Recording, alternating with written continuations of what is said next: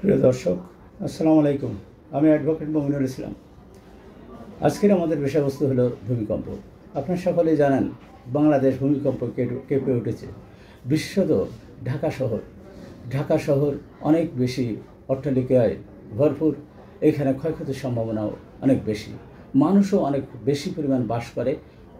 খুবই ঘনবসতিপূর্ণ এলাকা। পৃথিবীর ভিতরে সম্ভবত সর্বোচ্চ ঘনবসতি এলাকা হলো ঢাকা শহর।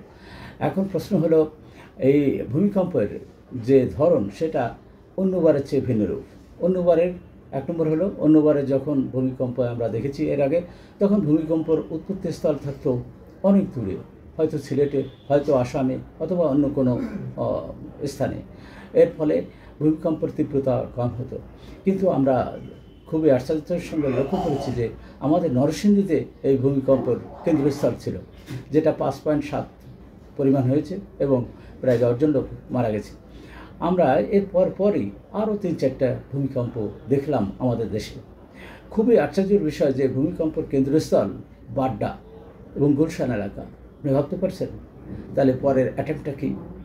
বড় ধরনের ভূমিকম্প, বড় ধরনের বিপর্যয় আমাদের জন্য অপেক্ষা করছে এবং খুব দ্রুত এটা ঘটবে বলে আশঙ্কা করছেন বিশেষজ্ঞরা।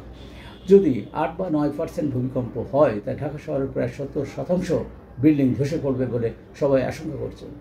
প্রশ্ন হলো, এত বড় একটা আশঙ্কা, এত বড় একটা জনগুরুত্বপূর্ণ বিষয়, এত বড় একটা ঘটনা ঘটবে বলে বিশেষজ্ঞরা আশঙ্কা করছেন, তার বিপরীতে আমাদের অ্যাকশনটা কী?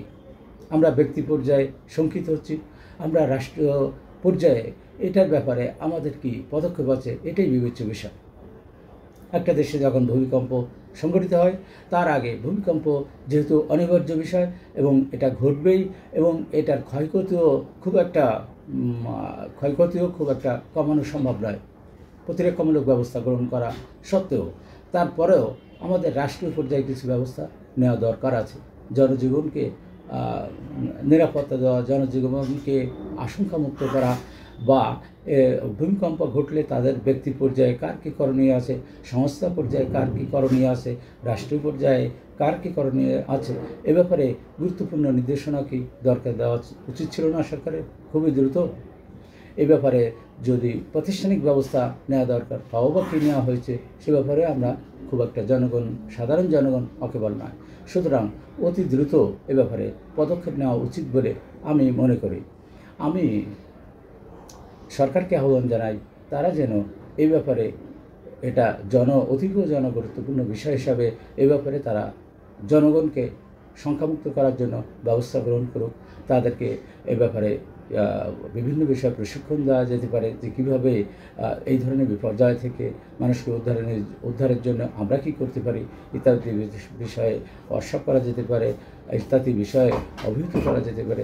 সুতরাং সবাই যদি এটা গ্রহণ করে, তাহলে সবার জন্য এটা ভালো হবে, রাষ্ট্রের জন্য ভালো হবে। যারা এতক্ষণ শুনলেন, তাদের সকলকে ধন্যবাদ জানিয়ে আজকে শেষ করছি। আসসালামু আলাইকুম।